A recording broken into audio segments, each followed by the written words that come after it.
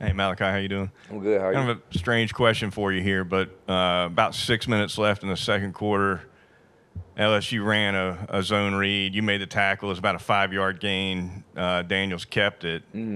Pre-snap, you're doing this like an air guitar. I'm just curious. Have you got an air guitar signal? It just mean play it, because Okay. I think they checked or something like that, and we looked to the sideline, and we still had the same call. So I just tell everybody to play it. That's basically what that means. Thought there must be something fun there.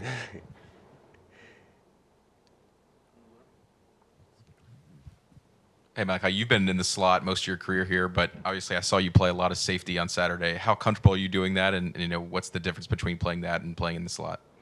Being here, I done had a lot of reps at multiple positions, from free safety, strong safety, and the slot, like you said. And I pretty much know all the secondary positions and what everybody's responsibility is. So whenever I have to go to a different position in the middle of the game, I really have a lot of confidence in myself, just because I know like my assignment and what I'm supposed to do, and it really helps me a lot. Can you talk us through the John Wick on the eye black and kind Yeah. of inspiration for that one?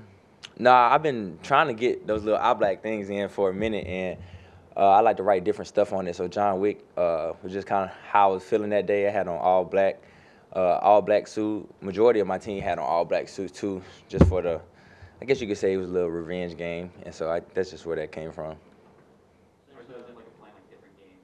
Yeah, I probably had something different on there this weekend. When you made the decision to come back, were there certain areas of your game that you were hoping to improve on? And if so, what were those areas? I would say just my football IQ is the biggest thing that I see myself improving on this year.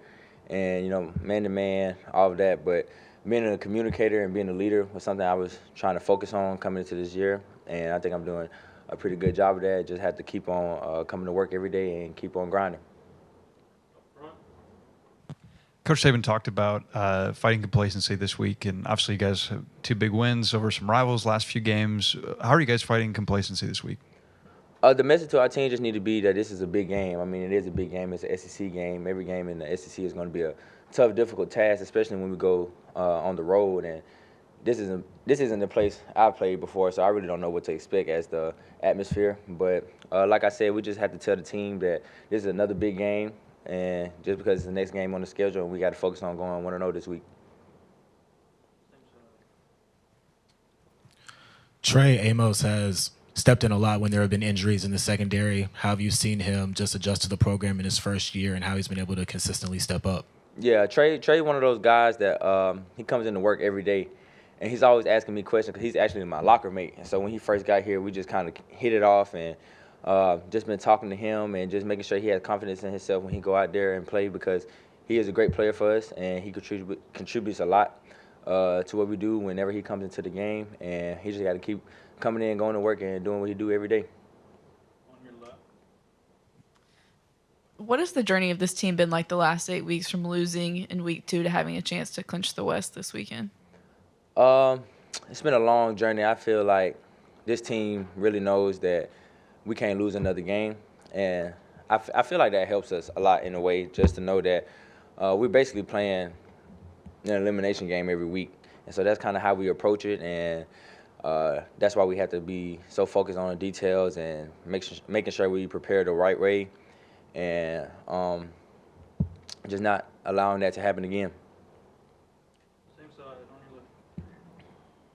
Yeah, Malachi, you've been here pretty much the whole time that Christian Story. He's had to play more this year than just special teams because of injuries to Jalen and things like that.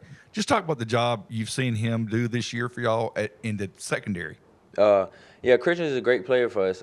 He comes to work every day, and him just getting those reps in the game says a lot about him, because, like you said, he hasn't really played that much. But when he gets in there, he's trying to take advantage of his opportunities that are given to him, and he comes in to work every day, like I said, and that's what all of our guys in the secondary. We always tell everybody, even across the board, whole defense, whole team, that you have to be ready to play, because you never know when your number is going to be called. So it's great to prepare like a starter, so when you get the opportunity, you can go out there and perform. How are you guys able to maximize kind of the halftime window to make any defensive adjustments you guys need to make? Or I think the last couple of weeks you've only allowed like a touchdown at most. Yeah, I would say it just comes from regrouping, and when it comes to halftime, sometimes we feel like we're not playing our best, or the offense give us some crazy looks we might not have seen before. So we just fix those things in at halftime and make sure we're all on the same page. Because as long as we all on the same page, we can go out there and execute the call, and all 11 men are doing the same task and doing their job and going out there and be successful.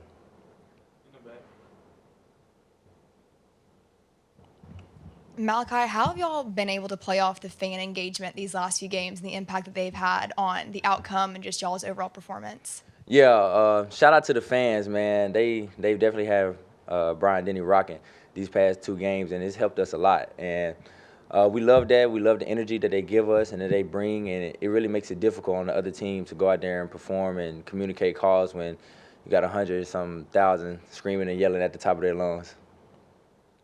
Any other questions? Oh, yeah. All good. All right, appreciate y'all.